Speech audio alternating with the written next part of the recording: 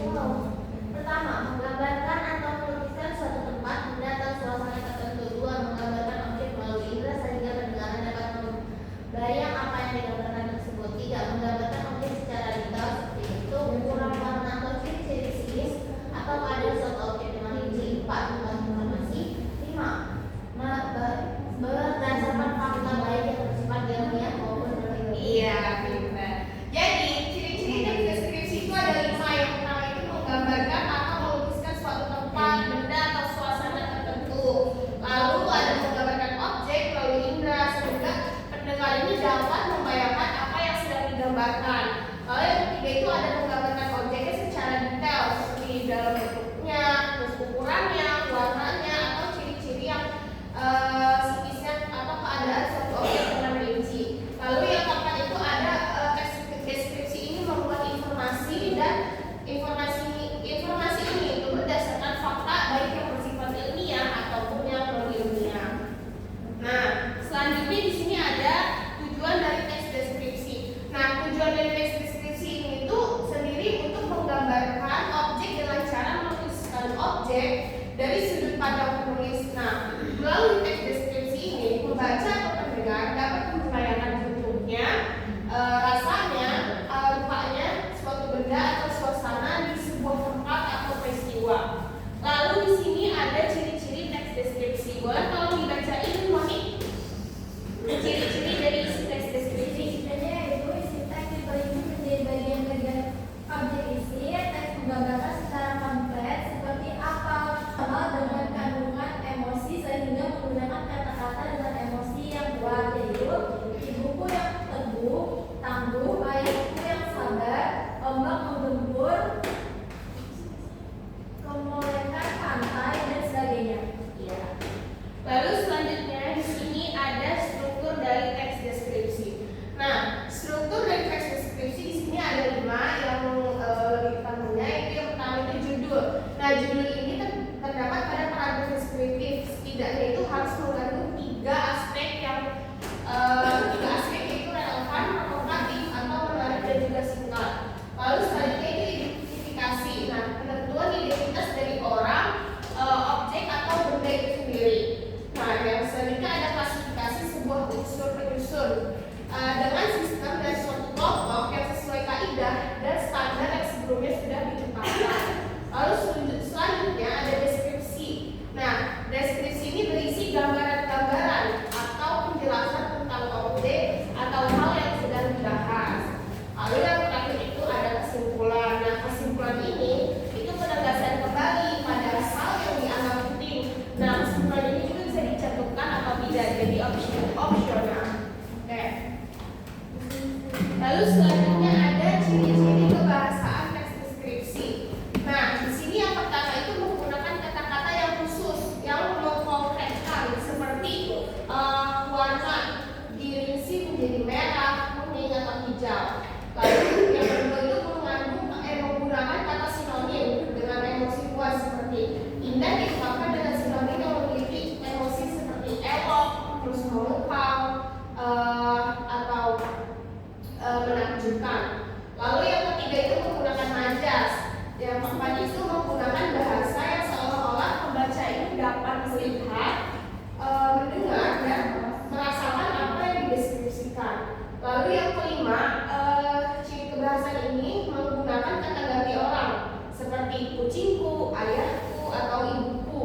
Nah, yang keenam ini mengandung kata kerja transkriptif atau memberikan informasi subjek. Yang ketujuh mengandung kata keterangan, yang ke-8 mengandung kata sifat, dan yang ke-9 mengandung kata frasa benda. Oke. Selanjutnya di sini ada contoh teks deskripsi Ki Hajar Dewantara. Boleh dibacain yang bagian pertama, Dahlia? Raden Mas. Contoh teks deskripsi Ki Hajar Dewantara. Raden Mas Suwardi Sujaningrat lahir di Yogyakarta pada 2 Mei 1889. Ia juga dikenal sebagai Ki Hajar Dewantara. Ia tinggal di era kolonial. Ki Hajar Dewantara bisa mendapatkan pendidikan yang lebih baik karena berasal dari keluarga kerajaan. Dia adalah Menteri Pertama Pendidikan Nasional Republik Indonesia.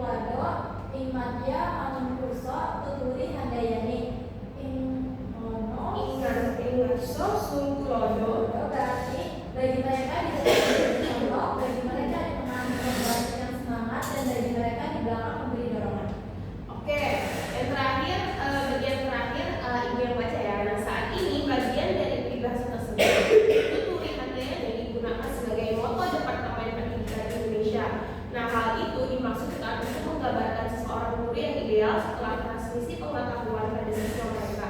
Guru akan berdiri di belakang siswa mereka dan memberi mereka jawaban.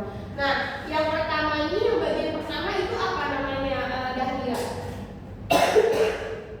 Yang bagian pertama strukturnya merupakan bagian Identifikasi. iya, betul. Lalu yang kedua, bagian kedua apa Monika? Deskripsi. Deskripsi bagian. Ya, betul. Lalu yang terakhir, strukturnya merupakan Kesimpulan Bu. iya, betul Novia. Oke. Di sini sekarang udah pada ngerti kan apa itu yang dimaksud teks deskripsi? Halo, pada ngerti kan teks deskripsi? Ngerti, Bu. Iya, apa itu teks deskripsi?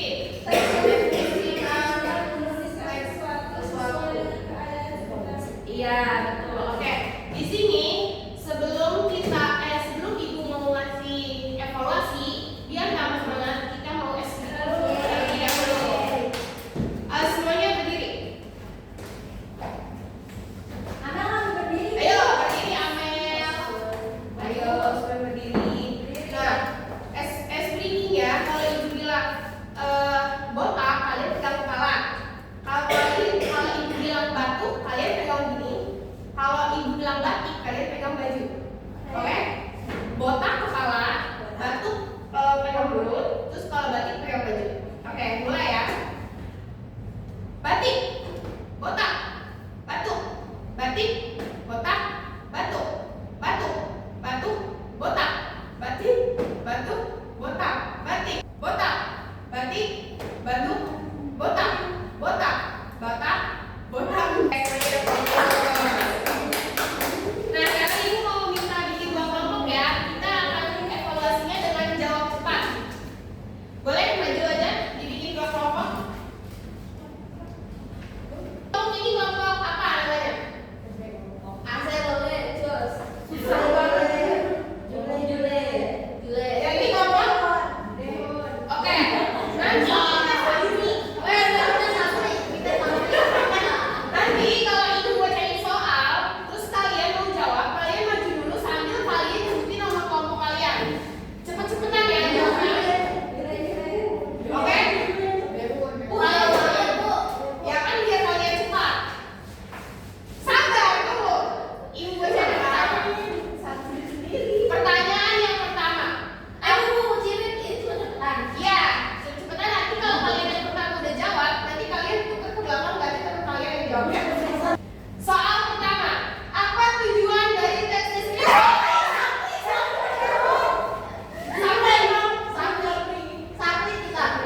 Tujuannya adalah menggambarkan objek dan tempat atau orang sejelas mungkin. Iya, betul. Lanjut ke soal pertama. Pertanyaan kedua, apa ciri khas utama teks deskripsi yang Dehun.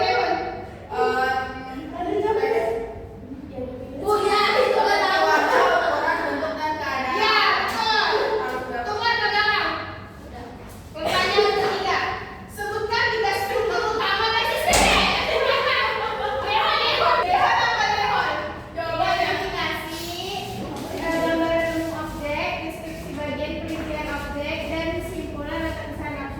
ya, betul. Dan sekarang munduran dong, jangan maju-maju. Munduran. Oke, yang kelima, apa yang dimaksud dengan kaidah pembahasan apa yang sering digunakan dalam teks deskripsi?